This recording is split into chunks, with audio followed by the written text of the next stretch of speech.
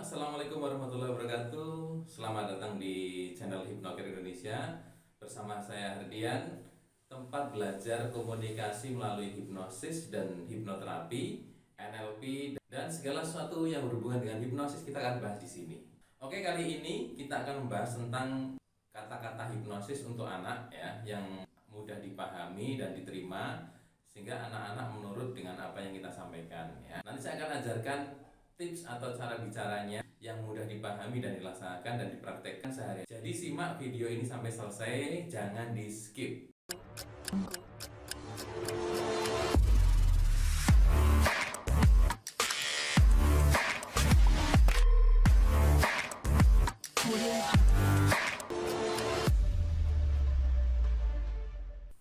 Hipnosis untuk anak ataupun parenting ini banyak sekali variasinya ya. Tetapi kali ini kita hanya akan membahas tentang cara bicara untuk anak agar anak ini mudah memahami dan mengerti apa yang kita maksudkan, sehingga anak ini akan mengikuti apa yang kita inginkan. Sebaiknya kita menggunakan kata-kata yang pas sebagai orang tua, karena orang tua ini adalah salah satu role model bagi anak. Jadi apa yang disampaikan orang tua ini biasanya akan menjadi panutan bagi anak dan anak akan ngikutin. Jadi ketepatan menyampaikan ini adalah hal yang paling bagus, paling tepat. Jadi anak ini paham dan mengerti apa yang dimaksudkan dan dia akan mengikuti dengan mudah. Menurut Profesor Dr. Albert Mehrabian, beliau mengatakan bahwasanya komunikasi ini didominasi oleh komunikasi nonverbal ya. Di situ ada 93% komunikasi nonverbal, yaitu berupa intonasi dan bahasa tubuh. Sedangkan 7% yang lainnya adalah komunikasi verbal atau kata-kata ya. Nanti saya akan jelaskan lebih lengkap nanti di pertemuan di pelatihan online hipnoterapi ya terkait dengan komunikasi ini. Ini hanya tips saja yang akan saya sampaikan hari ini adalah tips bagaimana cara bicara. Nanti walaupun saya sampaikan bahasa-bahasa yang tepat, cara ngomong yang tepat, tetapi jika tidak didukung dengan bahasa nonverbal baik intonasi maupun bahasa tubuh, maka tidak akan ada gunanya. Jadi nanti saya akan terangkan kata-kata yang sering dipakai dan kurang tepat dan baiknya diganti dengan kata-kata yang tepat. Oke, sekarang kita menuju ke kata-kata yang pertama. Kata-kata yang pertama adalah kata-kata yang sering kita ucapkan, kita menyampaikan adalah kamu akan menjadi anak yang pintar. Nah, kata akan ini ambigu. Akan itu kapan? Besok, seminggu lagi, setahun lagi, atau berapa? Jadi kata yang paling tepat adalah kata akannya dihilangkan menjadi kamu anak yang pintar. Jadi anak akan otomatis secara tidak langsung dia langsung tersugesti dan merasa dipuji ya saat itu juga. Jadi dia akan termotivasi dan lebih semangat lagi. Kata-kata yang kedua adalah yang sering dipakai juga ini biasanya untuk mengajak, misalkan ya mengajak anak ke suatu tempat dan kita ingin anak itu ikut dengan kita ya. Biasanya orang tua itu menyampaikan kata-katanya adalah menggunakan kata-kata pilihan. Nah ini dihindari ya. Opsional atau kata-kata pilihan ini dihindari karena ini akan membentuk atau membuat persepsi ke anak ini sesuatu yang kurang tepat ya. Oke, langsung saya contohkan kalimat yang kedua ya. Santi, besok mau ikut Bunda pergi nggak? Gitu ya. Jadi ada kata-kata di situ mau dan enggak ya.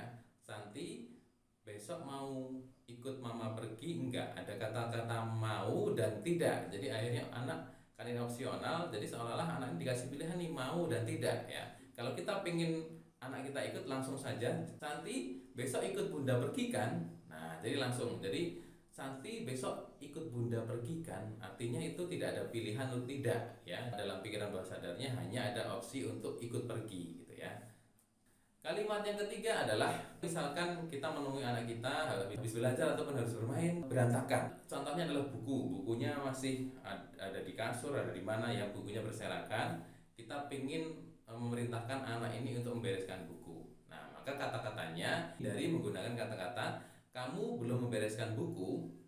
Nah, ganti dengan kata-kata bereskan bukumu sekarang. Kata-kata berikutnya adalah kata-kata untuk mengingatkan ya. Hindari menggunakan kata-kata justifikasi ataupun kata-kata negatif karena itu akan membuat anak terlabel ya. Kata labeling itu misalkan lupa, pelupa, bodoh, nakal itu adalah kata-kata labeling, dihindari ya. Misalkan adalah kata-katanya seperti ini. Kamu kok lupa sih? Jadi kata lupa ini dihindari karena anak ketika disampaikan label kamu lupa seolah-olah dia lupa dengan segala sesuatu yang dia ingat ya. Jadi kata-kata yang pas adalah kata-kata seperti ini. Apa yang kamu ingat? Jadi dia akan mengakses sesuatu yang bisa dia ingat. Kata-kata, kamu kok lupa sih? Diganti dengan kata-kata, apa yang kamu ingat? Kata-kata berikutnya adalah kata-kata nasihat ya. Kata-kata nasihat ini juga sama, hindari menggunakan kata-kata negatif. Contoh kata-katanya adalah seperti ini. Kamu seharusnya jangan malas belajar. Jadi ada kata-kata seharusnya, jangan, malas belajar. Itulah 3 kata negatif semua. Jadi itu dihindari. Kata seharusnya ini seolah-olah dalam pikiran dia itu dipaksa, memaksa ya. Kata-kata yang paling pas adalah mama yakin kamu mampu belajar dengan baik. Jadi tidak ada kata negatif di situ. Kata-kata berikut ini juga sering dipakai nih. Misalkan anak kita itu sering bangun terlambat ya. Nah, kita membangunkannya biasanya seperti ini nih. Cepat bangun, nanti kesiangan seperti kemarin lagi loh. Nah, itu ya. Cepat bangun, nanti kesiangan seperti kemarin lagi. Nah, jadi artinya dia justru mengingat-ingat sesuatu yang berhubungan dengan telat yang kemarin ya, seperti terlambat kemarin. Maka kata-kata yang paling pas adalah cepat bangun supaya lebih pagi daripada kemarin. Jadi ketika kita sampaikan seperti itu anak-anak kita akan mengakses sesuatu yang beda ya. Kalau kita sampaikan telat ya dia kayak telat seperti kemarin. Nah, jadi kalau lebih pagi ini adalah situasi yang berbeda.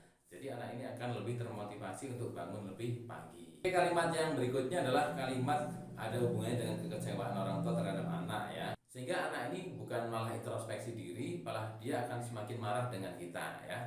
Contoh kalimatnya adalah seperti ini ya, ini misalkan anak ini nilainya jelek, ini orang tua biasanya akan menyampaikan seperti ini. Mama kecewa loh dengan hasil nilai ulangan kamu.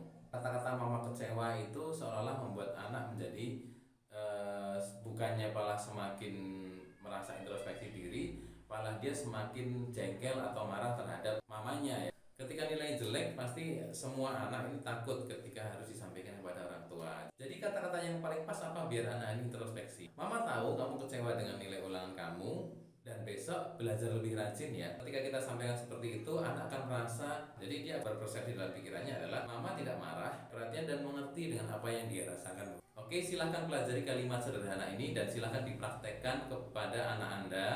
Lakukan sering mungkin dan Anda akan terkejut dengan hasil yang Anda akan capai terhadap anak Anda. Semakin sering Anda praktekkan, Anda akan semakin mengerti dan memahami kunci daripada kalimat-kalimat tersebut dan Anda bisa mengembangkannya untuk kata-kata yang lain yang sering Anda gunakan ya.